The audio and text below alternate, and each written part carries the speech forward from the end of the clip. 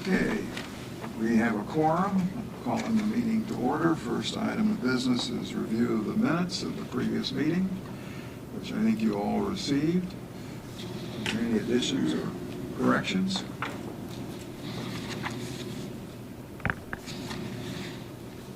Move to approve. To approve. Second the motion.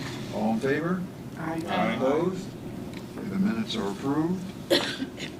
And go on to the health officer report. Yes, okay, thank you.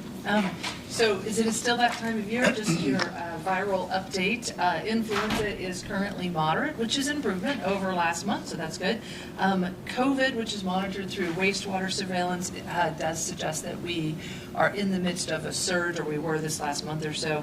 And this is also the time of year for viral gastroenteritis, which is often called the stomach flu, right? Which is not caused by the flu, it's caused by other viruses generally, commonly norovirus. Tends to be a vomiting and diarrhea illness, and where the real risk is dehydration.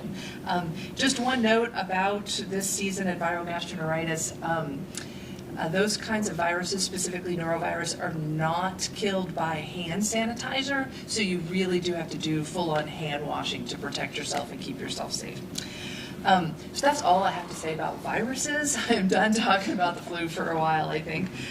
So for February, this is National Cancer Prevention Month, and so that's what we're going to talk about today. Cancer is the second leading cause of death in the United States and in Indiana after heart disease. The highest death rates is secondary to lung and bronchial cancer. The most common cancers are those of the lung and bronchus, colorectal, breast, prostate, and skin. And really what we're going to talk about today is how you can prevent cancer for yourself, because this is Prevention Month. How to keep yourself safe and reduce your risk, and we're just going to hit the big highlights. So number one, this is probably really obvious to everyone, is tobacco avoidance. So the American Cancer Society estimates that 30% of all cancer deaths are secondary to a tobacco exposure. Smoking makes you 25 times more likely to develop lung cancer specifically, and while everyone thinks about smoking causing lung cancer, it is actually also the primary cause of cancers of the mouth, the throat, and the bladder, and can also increase your risk of cancers in multiple other locations.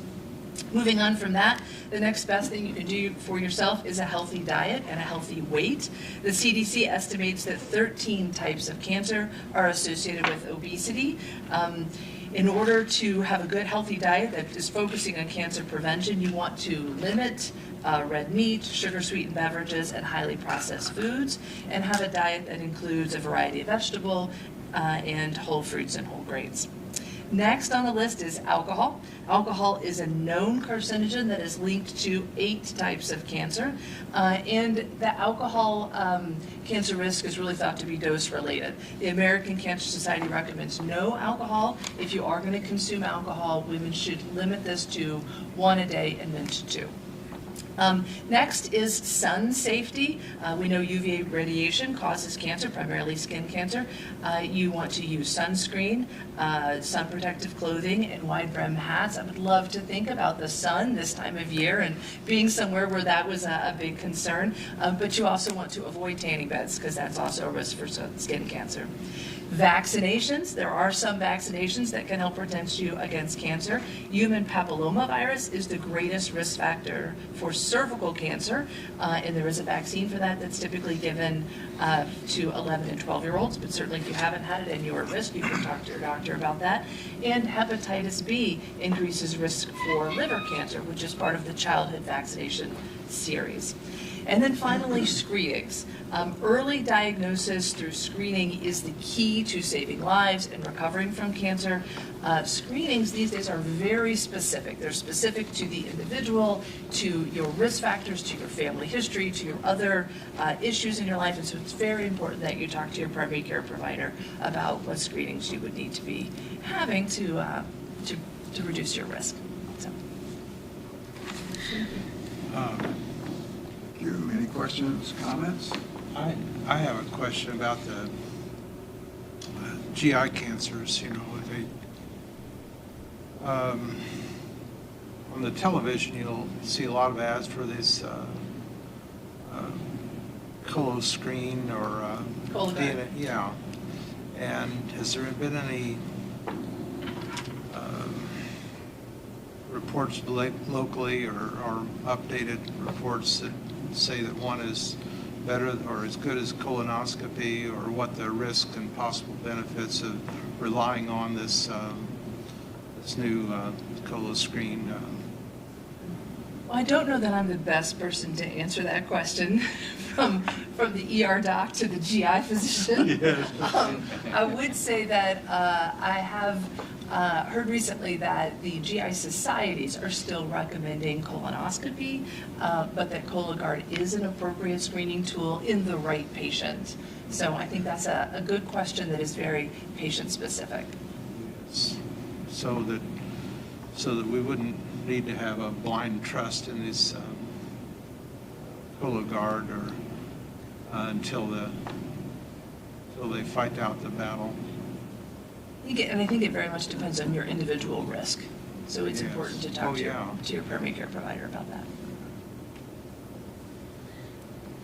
Other questions or comments? Okay, let's go to the clinical services report. Right. To follow up from last meeting, you had asked about our positives for all of the testing we had done.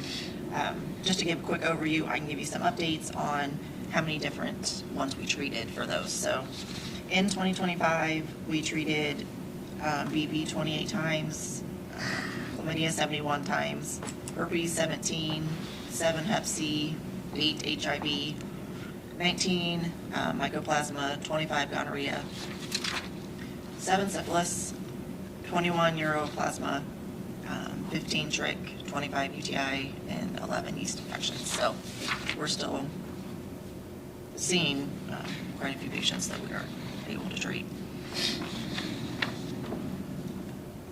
With regards to what we did in January, we tested 33 for TB. We provided 23 children and 81 adults with vaccinations, including 1 homebound. Testing, 32 HIV, 33 hep C, 33 syphilis, 35 gonorrhea, and then some smaller numbers with BV and trick. We do have a digital microscope now that our PA is able to take swabs and look at while the patient is there versus trying to send it off for some items. Trick, BV are 2 of them that we typically would do rapids on, but they're not always extremely accurate. So now she can actually look at it under the microscope and tell them right then if that's what it is. Within treatments for January, we did see 6 chlamydia positives, 5 BV, and then some herpes and yeast as well. So we're continuing to see some positives there. We had a couple referrals. We are now 3 months in to using TransactRx, which was the program we brought on to be able to bill for shingles and RSV vaccines. During those 3 months, we've rendered over $10,000 worth of those vaccinations for 35 patients. So that was definitely an area for us to be able to help out. Part of that is being able to go to the nursing home and provide the RSV vaccines there. So that's been very beneficial. With regards to case management, we still have about 125 open cases. Typically around 74, 75 of those are always lead. And then we continue to see animal bites and then Hep C that we're following up on as well. With regards to social media, we're still doing pretty strong there. Our views for January were actually up to almost 63,000. So we're getting out there more. Dan did provide the MA position. We're marketing on Facebook, which seems to be a pretty good avenue for us. We were struggling a little bit. We did have 44,000 hits on the ad with 20,000 that actually clicked to open it. So hopefully we can start getting some of our services out that way. It will be beneficial as well. Any questions? Questions? Comments? I think we can see the value of having a MP or a PA, because we couldn't do those things without. Yeah, there's a lot of, and then we've done several public exams and birth control. So we're starting to see more people come in for that. Environmental? So for housing, we received the final order from Circuit Court for residents there on River Court. It was just affirming our order that we put in place for the unfit. And then we have now added last week another residence that we wrote unfit for sanitation conditions, which we've seen quite a few of those here lately. It's just the inside of homes, and I don't know if it's people not getting out or what, but these are the conditions that we're finding. With food, we are finishing up the 2026 permit renewals. I believe this morning we were right at 400.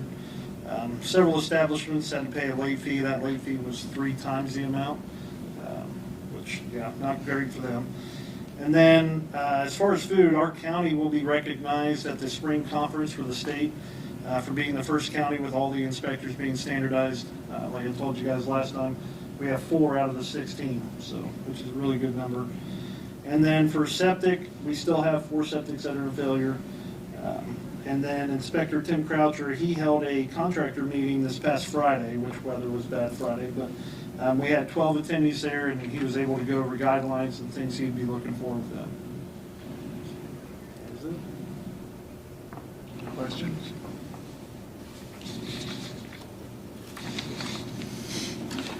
I don't have much today. I do want to touch base on the housing situation and any enforcement action with the environmental side of the operations. Chad and Chris and some of the environmental team are working to get the process to move more quickly as far as the time we write the unfit order till the time we end up in court, if that's the direction we're moving with that. So we're going to streamline that process, and once we do, I think we could probably cut down on some of our housing cases. Right now, we have to write an order and we have to wait and we have to wait and wait. Then people don't take us serious and they stay where they're at. So if we can streamline the process and get the court involved earlier, I think we can move cases through the system a little bit faster. So that's one of the goals this year, is to streamline that process. Animal bites, as Beth said, the last time I looked, which was last week sometime, we'd already had 14 animal bites just in January. So 188 total for last year.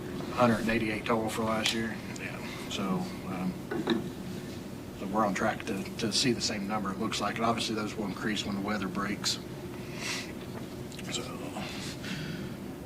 Health First Indiana, there's really no updates with that. We just started the new contracts and the reporting. I've only had one of the partners report back as of right now. One of them invoice, so we're just now getting going with that. Financial report. Out of all the budgets, we're on track with those. Health First Indiana is right on track. We did have some carryover. So we originally budgeted $926,000, and with the carryover, I think we set it like $1,030,000 or something like that. So we do have a little bit extra in there. Harm reduction. We started off with $18,000 and we're down to $17,000.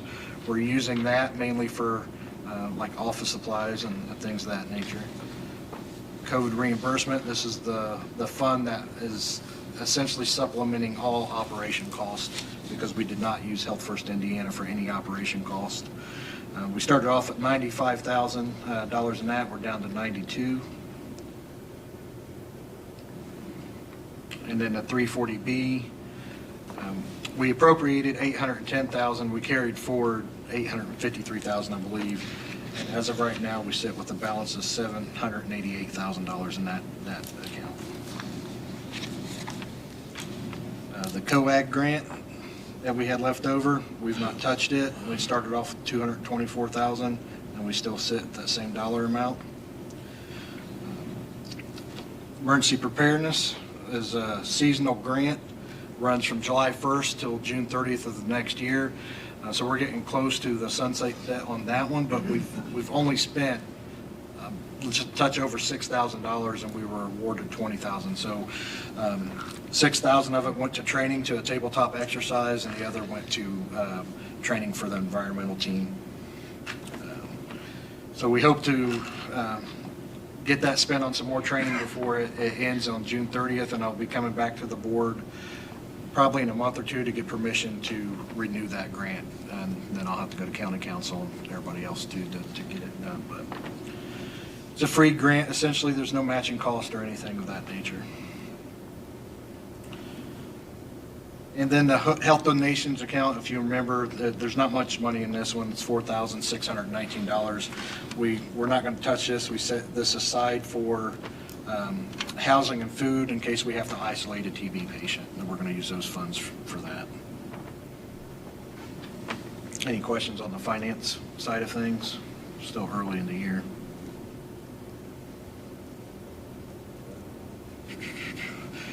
Staffing updates, we really don't have any. We still have the part-time medical assistant position open. Beth and I's interviewed, I believe, 3 candidates, something like that. And we have another application that we received today. I'm sure we'll probably set up an interview for that and hopefully have a decision by the end of the week, if not the first of next week. Program updates, not much there either, other than the issuing of out-of-county vital records. It was officially published for the public, and it has to run a 30-day cycle. So once it runs the 30-day cycle, we can start issuing, and we'll start that on March 2nd, which is a Monday. So, and then as far as miscellaneous, what I have is the contract for legal services for 2026. It's the same contract essentially we had last year, with the exception of the dates. So there's it's a 1-year contract. Will end on December 31st of 2026. We have the $35,000 as the retainment fee, and that covers all meetings and contractual work and anything like that.